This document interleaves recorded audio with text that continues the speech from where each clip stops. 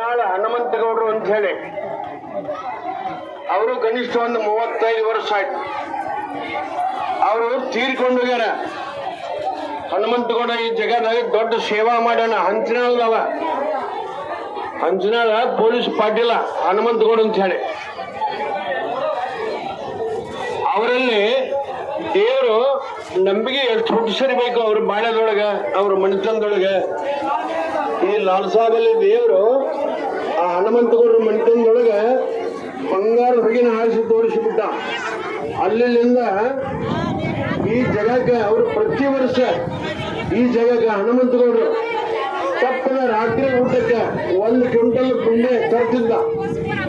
ಅದ ಸದ್ ಈಗ 15 ವರ್ಷ ಆಯ್ತು.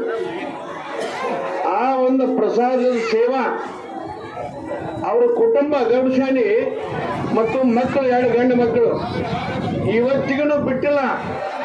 ಅವ್ರು ಎಲ್ಲಿದ್ರು 1 ಕ್ವಿಂಟಲ್ ಬೂಂದೆ ಇಲ್ಲಿಗೆ ಬಂದಕ್ಕಿರುತ್ತೆ. ಅರ್ಜುನ ಕತ್ತಾರ ದಿವಸ ಇವತ್ತು ಸಂಜೆಗೆ ಹನುಮಂತಗೌಡರದು ಮೊದಲನೇ ಸಿಹಿ ಪದಾರ್ಥದ ಊಟ.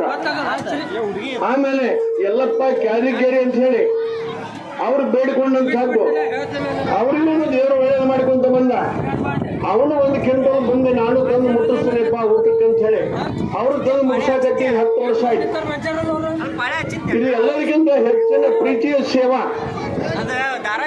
ಸಡಗರ, ಹೂವಿನ ಸಡಗರ ಪ್ರತಿ ವರ್ಷಕ್ಕೊಮ್ಮೆ ವರ್ಷಾಂತವರೆಗೂ ಅಮಾವಾಸ್ಯೆ ಅಟ್ಟು ಬರ್ತಾವ. ಅಮಾವಾಸ್ಯೆ, ಮೊಹರಮದ ಸೇವಾ, ಅರ್ಜುನ ಈ ಕಾರ್ಯಕ್ರಮದ ಯಾವುದೇ ಕಾರ್ಯಕ್ರಮ ಇರಲಿ, ಅರ್ಜುನ ಹುಟ್ಟು ಹಬ್ಬಿರಲಿ, ಅರ್ಜುನ ಒಂದು ಕುರು ಪೂರ್ಣಿಮಾ ಅಂತ ಮಾಡ್ತಾರೆ, ಅದು ಇರಲಿ, ಯಾವುದೇ ಇರಲಿ, ಅಂಥ ಒಂದು ಸೇವಾ ಗೋವಿಂದ ಬೆಳಗಾವದಾಗಿದ್ದ ಸುಬ್ರಹ್ಮಣ್ಯ ಅಂತ ಹೇಳಿ ಇಬ್ರು ಅಣ್ಣ ತಮ್ಮ ಇಲ್ಲಿ ಹೂವಿನ ಮಾಲೆಯ ಸೇವಾ ಮಾಡ್ತಾರ.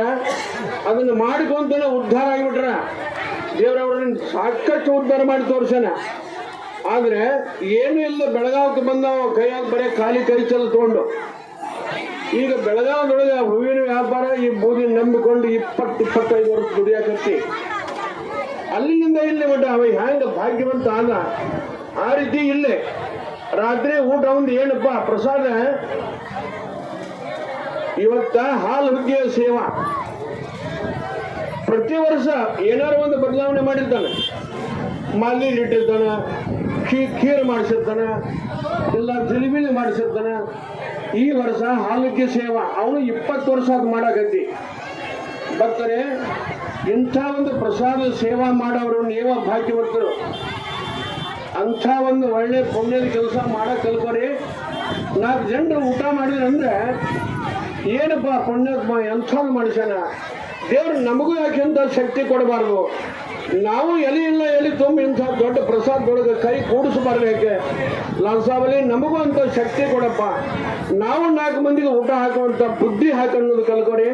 ಭಕ್ತರೇ ಅದನ್ನು ಕೆಡಿಸ್ಬೇಡ್ರಿ. ಎಲ್ಲರೂ ಸಮಾಧಾನದಿಂದ, ಎಲ್ಲರೂ ಪ್ರೀತಿಯಿಂದ ಈ ಪ್ರಸಾದ ಸೇವಾ ಮಾಡುವಂತ ಭಕ್ತರ ಮನಸ್ಸಿಗೆ ನೋವು ಮಾಡಬೇಡ್ರಿ. ಯಾಕಂದ್ರೆ ಭಾಳ ದಿವಸದಿಂದ ಅವರು ಸೇವಾ ಮಾಡಕತ್ತಾರ. ಭಾಳ ದಿವಸದಿಂದ ಪ್ರಸಾದ ಭಾಗ್ಯ ಸಿಗಾಕತ್ತಿದ್ದೆ ಅವರಿಗೆ. ಹೆಂಗ ಮಾಡಿಸ್ತಾರೆ ಹಂಗಂಗ ದೇವರವ್ರನ್ನ ಒಂದೊಂದು ಪಾಠನಿಗೆ ಹಚ್ಚಾಕತ್ತಾನ ಜೀವನದೊಳಗೆ.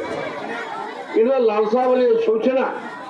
ಅದಕ್ಕಾಗಿ ಅಂಥ ಸೇವಾ ಮಾಡೋರು ಮನಸ್ಸು ನೋವು ಮಾಡಬಾರ್ದು. ಎಲ್ಲರೂ ಶಾಂತಿಯಿಂದ, ಸಮಾಧಾನದಿಂದ ಚಂದಿನಾಗ ಒಮ್ಮಲ್ಲಂತ 10 ಸಲ ಕುಂತು ಊಟ ಮಾಡಿ ಅವರೆಲ್ಲರಿಗೂ ಲಾಲ್ ಸಾಬಲ್ಲಿ ಆಶೀರ್ವಾದ ಕೊಡ್ತಾನ. ನೀವು ಅವರಿಗೆ ಉಂಡು ಅವರಿಗೆ ಇಂಥ ಶಕ್ತಿ ಇನ್ನೂ ಕೊಡಲಿ ಪರಮಾತ್ಮ ನಿಮಗೆ ಲಾಲ್ ಸಾಬಲ್ಲಿ ಅಂತ ನೀವು ಅವರಿಗೆ ಮನಸ್ಸಿನಾಗ ಬೇಡಿಕೊಂಡು ಊಟ ಮಾಡ್ರಿ.